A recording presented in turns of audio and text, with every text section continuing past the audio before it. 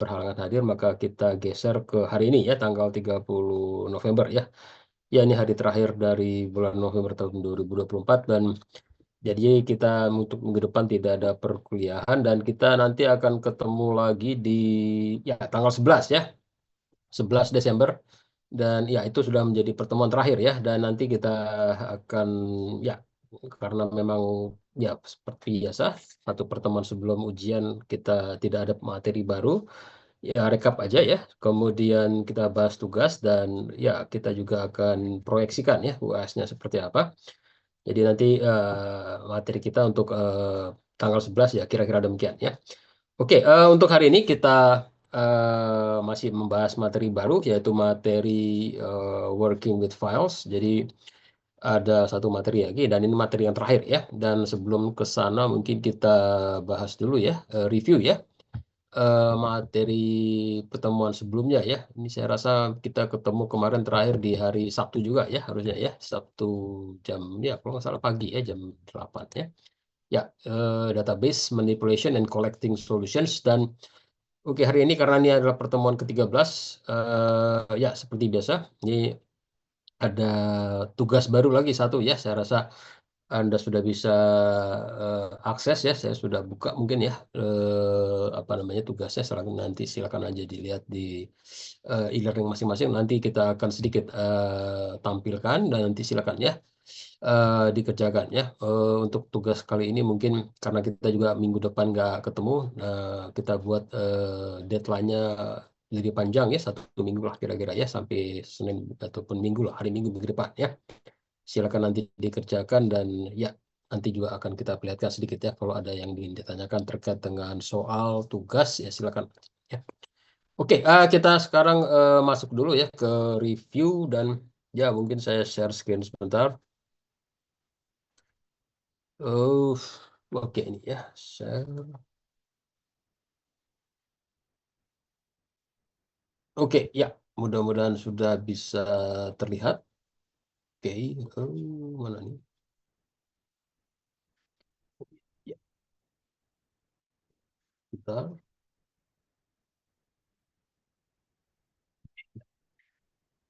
Oke, ya ini yang kemarin kita telah bahas ya, manipulasi database dan pengumpulan solusi ya.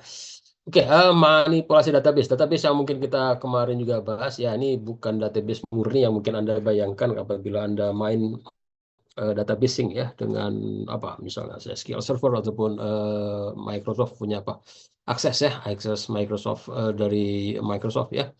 Ini tidak demikian, tapi lebih ke bagaimana kita melakukan dynamic programming ya, ataupun pemrograman secara dynamic, di mana kita memasukkan data-data secara dynamic ya, dan kita tidak meloading data ataupun ya program sebagaimana halnya kita sering melakukannya secara statik ya, biasanya kita sebut dengan statik, tapi melakukannya dengan dynamic ya. Ada beberapa teknik yang mungkin kita bisa manfaatkan apabila kita pakai pendekatan dynamic ini. Seperti halnya ya manfaat yang mungkin kita juga jelaskan ya teknik memoization ataupun caching ya. Dan juga beberapa hal lain yang memungkinkan kita secara dinamik ya menambahkan atau menghapus fakta ataupun rules secara dinamik. Oke, eh, kita mulai kemarin pembahasannya mengenai database ini dari beberapa comments ya. Ini ada 5 comments yang kita perkenalkan. Secara garis besarnya ada dua sebenarnya ya, assert dan retract. Assert ini berfungsi untuk menambahkan ataupun memasukkan informasi baru. Informasi yang dimaksud di sini fakta ya ataupun rules. Kemudian retract itu ranah yang menghapus ya informasi.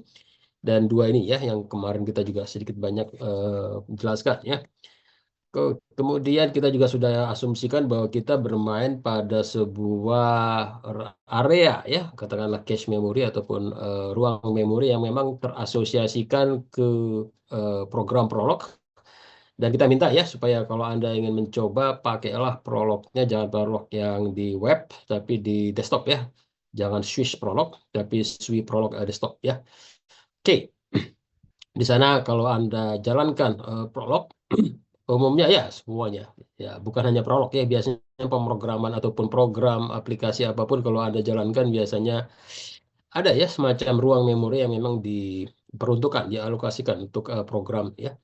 Dan ini kita bisa manfaatkan sebagian ya memori ini untuk menempatkan entry database kita ya. Dan kita anggap pada saat kita melakukan manipulasi database, umumnya kita main dari kondisi yang kosong ya, dengan database. Nah, ini untuk membuat ataupun melihat apa isinya, Anda bisa melisting di sini ataupun mengquery dengan listing di sini ya. Dan kalau memang tidak ada apa-apanya ya jelas ya hasilnya ya kosong aja dan responsnya hanya ya saja di sini. Oke, kemudian ini tidak akan muncul pada kondisi aktual ya. Jadi kalau Anda coba di Swift Prolog Desktop aktual listing ya sudah banyak sekali isinya ya. Ini rutin-rutin yang mungkin memang sudah di-load oleh Prolog untuk mendukung aplikasi ini supaya berjalan dengan lancar ya. Jadi mendukung eksekusi Prolog. Kemudian kalau Anda mencoba assert ya, tidak udah juga saya tunjukkan kemarin. Ini akan masuk ya Happy Mia sebuah fakta di sini ke dalam database kita dan kalau kita cek dengan listing harusnya muncul ya Happy Mia di sini. Dan sekali lagi kalau Anda listing pada kondisi aktual ya ini ramai sekali.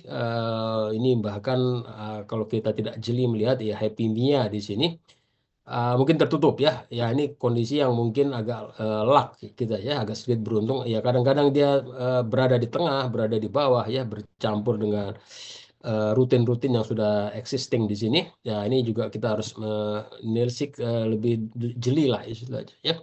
Nah untuk itu kalau kita ingin melisting dengan cara yang lebih memfokuskan kita hanya kepada apa yang kita masukkan, kita bisa melakukan ya menambahkan argumen ya seperti listing happy di sini, maka yang tampilkan hanya happy Mia aja di sini. Ataupun kalau kita coba secara aktual ya, Anda bisa lihat di sini ya, hanya happy Mia saja tampilkan di sini. Oke, kemudian kita sudah mencoba masukkan juga ya kemarin beberapa happy yang lain ataupun fakta yang lain. Dan begitu kita masukkan, ya selanjutnya kita bisa melisting. Kemudian juga kita bisa memainkan ya, layaknya kita meload satu program secara statik dan Anda bisa melakukan query happy X seperti ini ataupun melakukan query untuk memastikan Butch ataupun John di sini eksis atau tidak ya. Kalau memang Butch di sini ada, John tidak ada ya. Makanya ya responsnya bergantung dari eksistensinya. Ya ada yang true, ada yang false seperti ini. Oke, ini sudah kita jelaskan. Inilah satu teknik yang disebut dengan teknik dynamic di sini, di mana kita memasukkan dengan assert ya, command assert. Anda bisa pastikan dengan melisting dan Anda bisa lihat ada tagging ataupun declare dynamic di sini bahwa happy yang kita masukkan secara assert tadi ataupun dengan cara menggunakan predikat assert tadi adalah happy yang dynamic ya ataupun predikat yang dynamic di sini.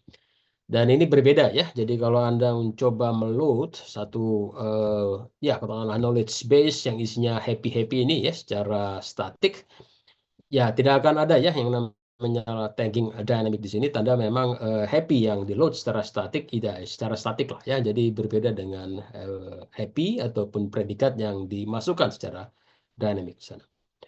Oke, kemudian kita juga bisa masukkan rules dan ya kita bisa melisting dan juga memainkan ya query dengan menggunakan rules ini. Ya hasilnya sama sekali sama ya persis dengan apa yang kita bisa dapatkan apabila kita meload ya secara statik program dari sebuah file. Ya, jadi tidak ada perbedaannya sama sekali ya.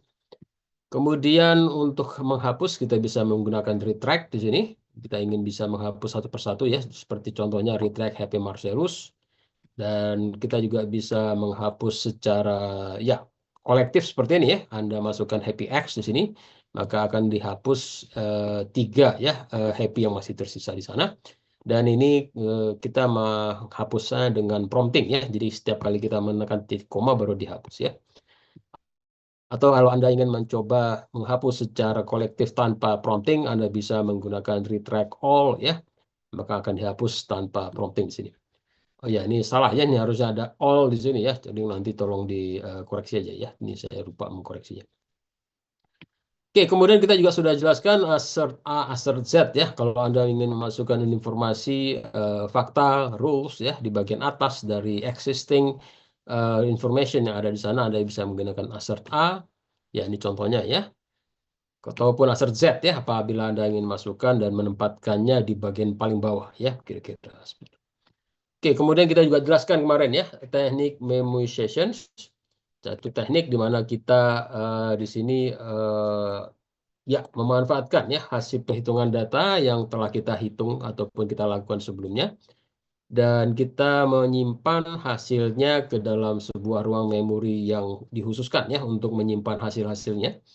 Dan ya ini biasanya juga disebut dengan teknik caching ya di sini ya. Dan ini apa gunanya ya manfaatnya ya satu saat kalau misalnya kita melakukan pertanyaan ataupun pengolahan data yang sama ataupun ya dalam bahasa Prolog ya kita juga sering menyebut dengan query ya atau ya kita melakukan query ya yang sama di kesempatan berikutnya maka kita bisa mengambil ya hasilnya tanpa melakukan komputasi dari awal lagi. Cukup ya dengan mengakses tempat ya yang di mana kita menyimpan data-data ataupun hasil perhitungan tadi, kita sudah bisa mengambil, fetch ya hasilnya dan itu lebih cepat ya. Ya ini sudah kita jelaskan untuk kasus contohnya di sini add and square ya. Dan ini juga panduan apabila Anda ingin mencoba, silakan coba sekali lagi, coba jangan di Swiss Prolog tapi di Swiss Prolog Desktop. Dan ya, ini penjelasannya ya. Jadi kalau Anda lihat di sini ada add and square 2 predikat ya. Ini versi yang atas yang dengan lookup dan ini yang tanpa lookup ya. Ini membuat lookup dan ini mengakses ke lookupnya ya. Nah, untuk kasus di mana pertama kali kita menggunakan add and square 37X di sini, maka ya add and square yang pertama jelas ya akan diakses dulu, tapi di sini karena lookup-nya belum ada ataupun lookup table-nya belum ada, maka ya lookup ini false, ya false dan cut yang di sini ya karena false di sini dia tidak akan efektif, maka add and square yang berikutnya akan di backtrack. Dan backtrack yang ke arah ke add and square kedua inilah yang akan menghitung ya 37X dan X ini karena memang ya 37 ditambah ataupun dikali 3 tambah 7 di sini 100 maka X sama dengan 100 ya. Ini murni hasil perhitungan dari add and square yang ada di sini. Dan selanjutnya kita bisa lihat ya assert lookup XYRS ya. Jadi ada penyimpanan hasil perhitungan ya konfigurasi perhitungan yaitu inputnya ya, angka 3, 7, dan 100 ini dalam kemasan lookup ya, ataupun predikat lookup, di-assert, dan setelah di-assert baru kita bisa lihat ada lookup table di sini. Nah, kasus yang sama juga terjadi untuk add and square 34X ya. Jadi kalau kita lihat sebenarnya sudah ada lookupnya, tapi ya konfigurasinya salah ya, ataupun tidak cocok ya, 34 di sini maunya. Sementara yang existing di sini ada 37 ya. Ini kita bisa apa namanya prediksi bahwa dia akan ditolak di add and square yang pertama dan akan berhitung di add and square yang kedua di sini sehingga muncullah lookup yang kedua ya. Ini contohnya sama aja sih dengan contoh 3700 tadi. Nah, manfaat dari memoization akan berasa apabila kita melakukan lagi query add and square yang sama ya. Katakanlah kita sudah punya lookup table di sini ada 2 ya entry-nya. Kita lakukan add and square 34X sekali lagi, maka di sini kita sudah tidak perlu lagi ke add and square yang kedua karena di add and square yang pertama lookup sudah mengakomodir ya konfigurasi 34X di sini ya. Cukup dengan melihat dan kita akan dapatkan X ini berunifikasi dengan 49 dan hasilnya langsung bisa